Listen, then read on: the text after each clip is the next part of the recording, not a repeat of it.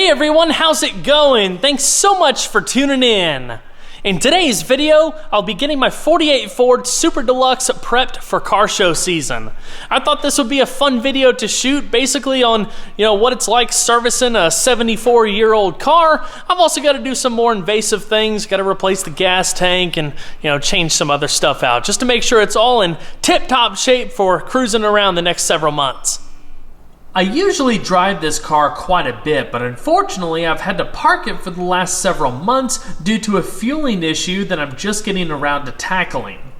One of my concerns, considering how the fuel tank looks, is that the pickup tube is picking up trash from the bottom of the tank, therefore clogging and starving the carburetor for gas as I'm going down the road. On a car of this vintage, there are multiple things that could cause the issue I'm experiencing, so I'll be going through a process of elimination and checking things off the list as I go. There's also a seal or two that's gone bad, so the tank leaks gas depending on how full it is, so the first thing I wanted to go ahead and do is replace the fuel tank, clean out the lines, and make sure everything at the back of the car is nice and fresh. That being said, I found this replacement tank on eBay Motors, plus everything else I needed to complete the job and give the car a thorough service. I've actually been using eBay Motors for years now, especially when it comes to tracking down hard-to-find new old stock parts and restoration parts. They offer over 122 million parts, as well as 7 million tires and 5 million wheels to choose from. Plus, it's easy to find vehicle-specific parts, so when you start going down the rabbit hole of a restoration, be sure to check out eBay Motors. Whenever I'm doing a pretty decent job like this, I try to go the extra mile and replace as much stuff as I can, because if you leave something out that would have been relatively easy to do when doing something like this, it's just a whole lot more work to try to go back and redo. So this replacement tank setup is from Tanks Incorporated. We've got new gaskets, new screws with the little the gaskets on those. I've got a brand new 6-volt sending unit, pickup tube, vent tube assembly, rollover valve, and all of that. It's a really nice setup, and it's just going to bolt right in. So without further ado, let's go ahead and get started.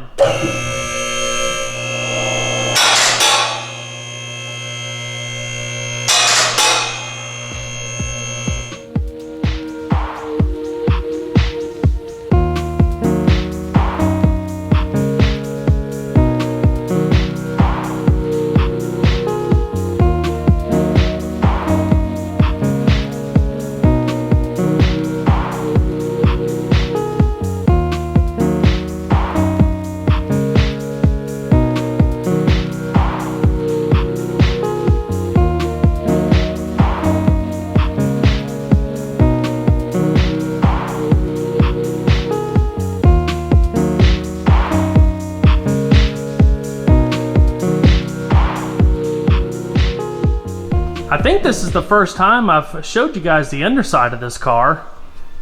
It's actually really clean, like spectacularly clean. It is dirty, but for an all-original car, it's pretty spectacular. No major rust, definitely no rot through, no replacement panels, no Bondo. It's awesome. The suspension design is pretty cool too. I don't even know what you would call this, but we've got like a panhard bar, transverse leaf springs, and what looks like a triangulated 2-link type deal. The front suspension is actually pretty similar, but if we go underneath the car, you can see it's actually got a torque tube design and an X-brace frame. It's pretty sweet.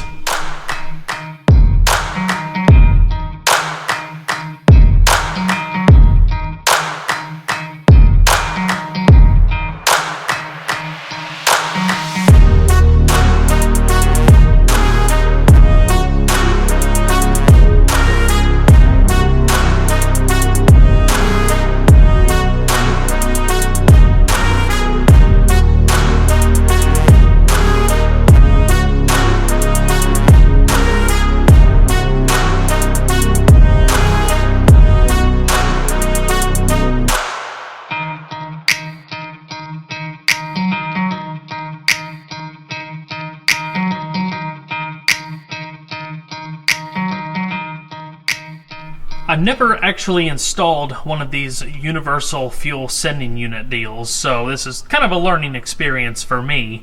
The way we've got everything set up right now, the float is just barely resting on the bottom of the tank. It actually pushes it up a little bit. So before we cut this adjustment rod anymore, we're going to go ahead and reinstall the tank, because Ford brilliantly from the factory put this very convenient access hole in the floor so you can work with the sending unit if you needed to. So we'll get everything reinstalled and then check this for the last time, see where the gauge is sitting with it installed as it is, and then we'll make the other modifications if we need to.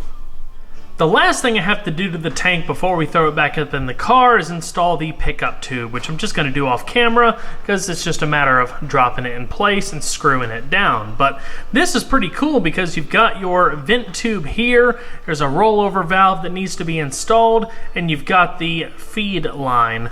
If you, or depending on what application that you have, whether you have a return style carbureted system or a return style fuel injection system, you can use this one to plumb a return line. But since this car doesn't have a return line, I'm just gonna block this off. So we've got a new cork gasket, gonna lube it up with some white lithium grease and then install our new screws and be ready to go. I also went ahead and picked up some new gas tank to frame mounting brackets, as well as the new pads that insulate the tank from the frame so you don't have any metal on metal vibrations. These were destroyed when we pulled the old tank out, so this is definitely going to make it all like new.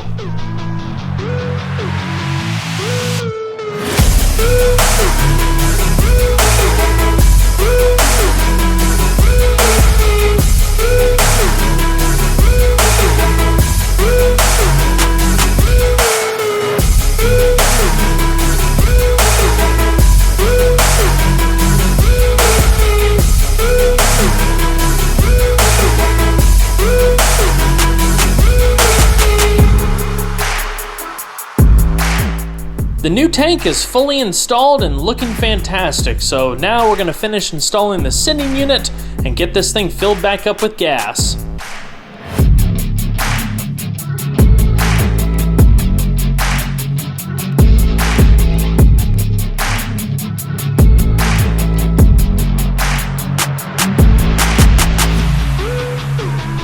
Here's an old school accessory this car has that I bet a lot of you have never even heard of. This is a snap-up gas cap. So if we go into the car and press this little button underneath the dash, it's actually a power gas cap release.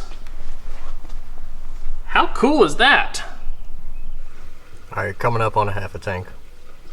Sweet. Looks to be pretty accurate. A whole lot better than it was. Yeah. All right, let's get this thing fired back up. It's a multi-step process. We're gonna turn the power on, pull the choke out, and then there's a push button on the left side of the dash.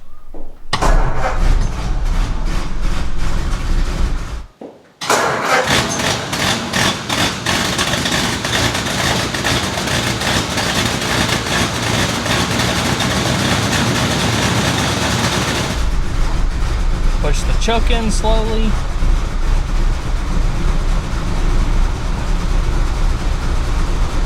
Oh yeah, she's running good. Gas gauge is looking good. The next thing I've wanted to tackle for a while is this muffler.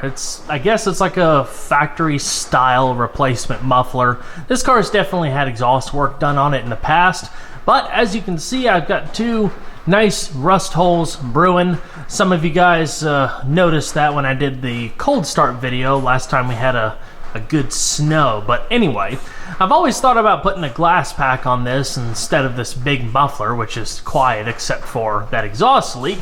But I have decided to just straight pipe it because these flathead V8s sound so good. So we're gonna get this thing out of here and whip up a combination of pipes and see what we can come up with.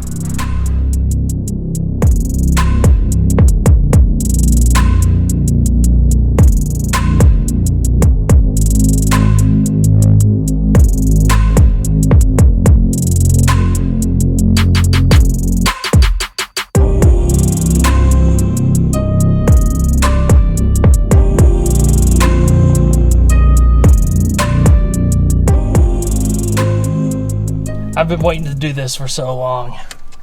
Shouldn't have to use the choke. We'll see.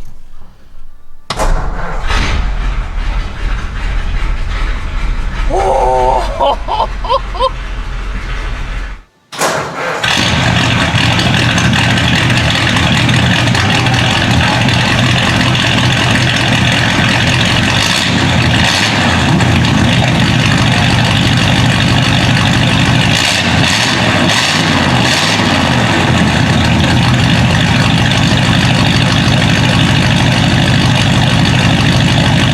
I couldn't wait before we do anything more. I think we need to hear what this thing sounds like on the road.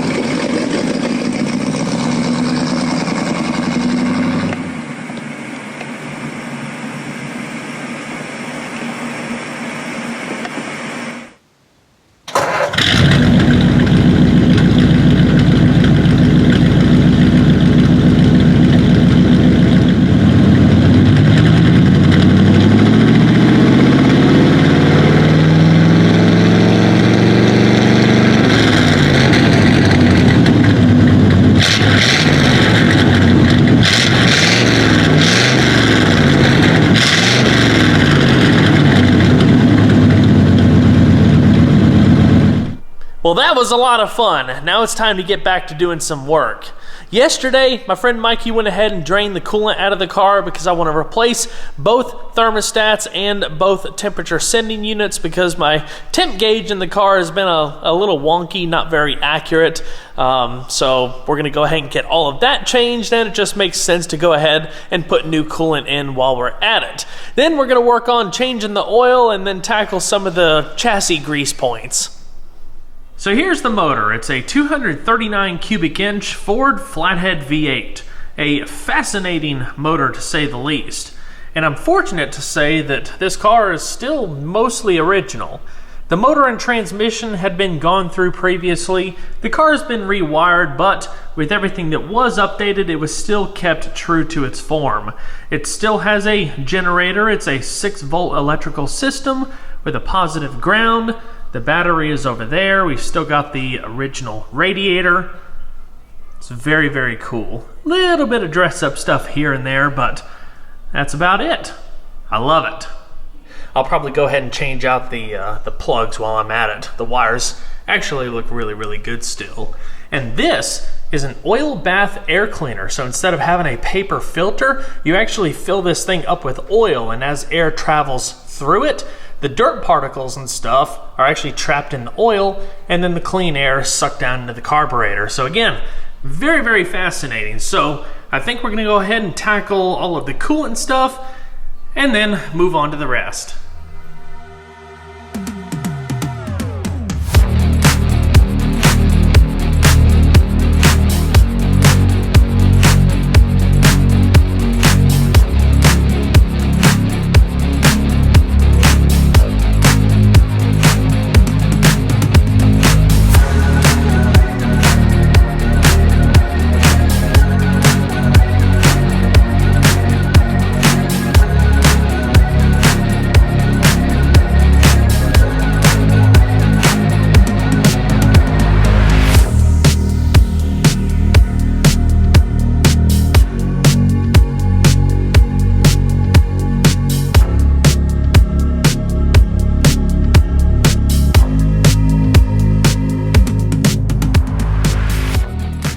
Alright, the thermostats are installed, radiator hoses attached, and the new temperature sending units are installed. So let's see if they work. I'm not going to fire it up, but here's an easy way to tell. So, yes, they do look like they're working. So basically, when the car is off, the needle actually rests on the hot. It's just how it is. But when you turn the power on or put power to the sending units, they will come back down to cold and then read the temperature accordingly when you're running and all that. So it is now reading on the cold side, so I'm going to consider that fixed. Now for a quick oil change. Here's a little fact for you. If you look on the bottom left side of the motor, you see the blue oil dipstick tube and a little metal line coming out of the oil pan. That metal line runs up to the remote oil filter reservoir that's on the top driver's side of the motor. A lot of motors this day and age actually didn't come with oil filters as standard equipment. That didn't come till years later. So a lot of the oil filters that you'll see on cars of this vintage were actually add-on accessories, either from the dealer or some kind of aftermarket company. I'm not sure how efficient these remote oil filter setups were, especially considering the small diameter of that tube going up, but I suppose a little filtering is better than no filtering.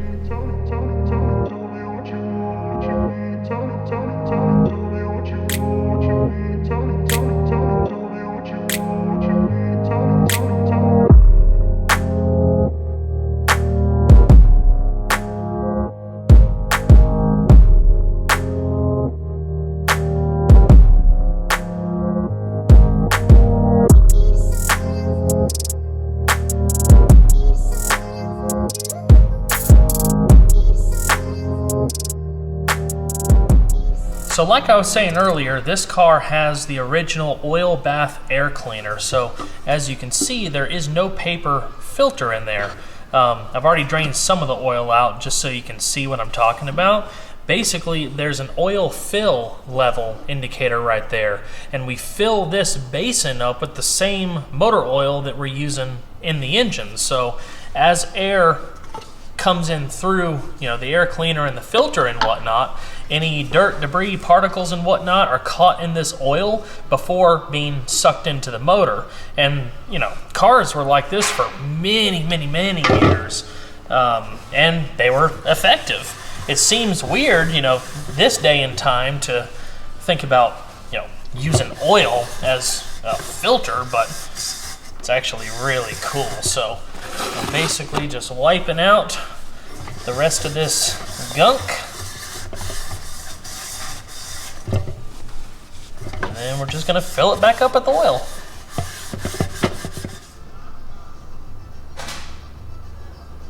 And that's about it right there.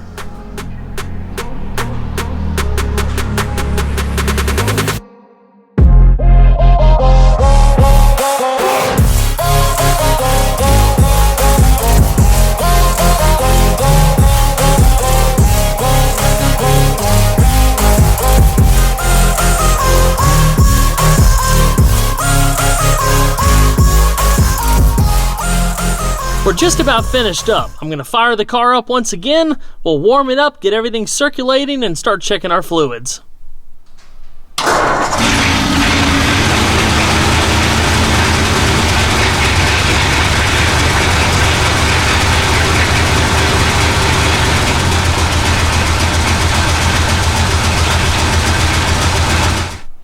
We are good on oil. Out. Purge the cooling system. There's also a manual throttle knob if you need to warm it up a little quicker.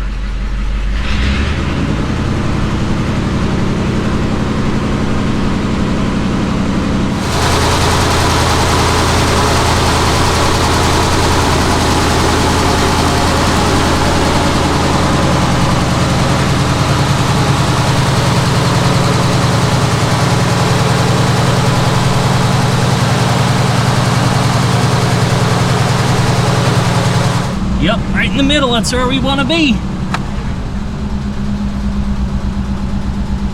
Sweet. The last thing I want to tackle is some of these lubrication points. This is the car's owner's manual, and inside you've got this big old chart that includes everything from engine oil intervals to checking the transmission fluid, differential fluid, wheel bearings. There's also a bunch of grease points, so on and so forth with different mileage. It shows all the viscosities, capacities, and all that good stuff. It's a very, very nice thing to have. But as you can see, there is all sorts of maintenance that needs to be done with this car, and some of them are at pretty frequent intervals. So I'm not going to show every single one of these on the car, but I'm just going to go through it and make sure everything is up to par where it needs to be.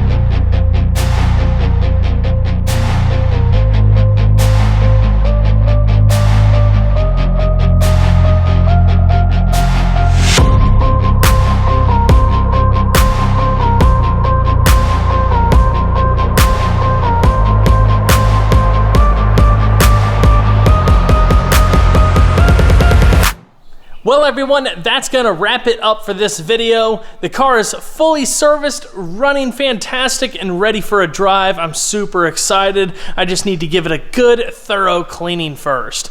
Once again, whether you're messing with newer cars or vintage cars, definitely check out eBay Motors. They have a load of parts. And like I said, I've gotten really, really lucky with finding some rare, hard to find, new old stock restoration parts and whatnot. So they are definitely an invaluable resource for what I do. I've got some links down in the description box below as well for you guys to check out, along with a link directly to eBay Motors. I've also got some other content on this car that I filmed in years past if you guys are bored and want to check them out. Don't forget to leave a like down below because it really helps the videos a lot. And if you haven't subscribed already, consider doing so because, of course, there's always a lot more content where that came from. I'll see you guys on the next one. Take care.